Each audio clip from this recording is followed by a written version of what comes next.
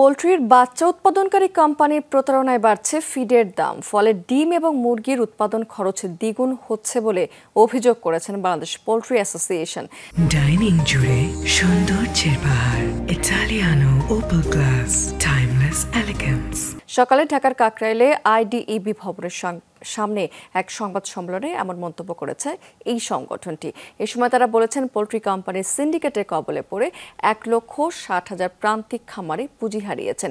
এতে বন্ধ হয়ে গেছে প্রায় 1 লক্ষেরও বেশি খামার। জানিয়েছেন দেশের ফিডের ব্যবসায়ীরা 2021-22 অর্থ বছরে 778 কোটি টাকা এবং 2022-23 অর্থ বছরে 978 কোটি টাকার শুল্ক ছাড় পেয়েছে, অথচ তারা পোল্ট্রি ফিডের দাম না কমিয়ে প্রতিনিয়ত বাড়িয়ে চলেছে। এই সংগঠনটি দাবি করেছে, ফিডের দাম কমলে ডিম এবং মুরগির দাম কমানো সম্ভব হবে।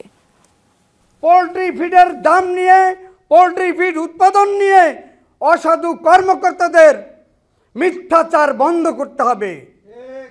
এদের মিথ্যাচার আর সাফাই গাওয়ার কারণে কর্পোরেট গ্রুপগুলো মন্ত্রণালয়, অধিদপ্তর সকল জায়গা থেকে সুবিধা নিচ্ছে।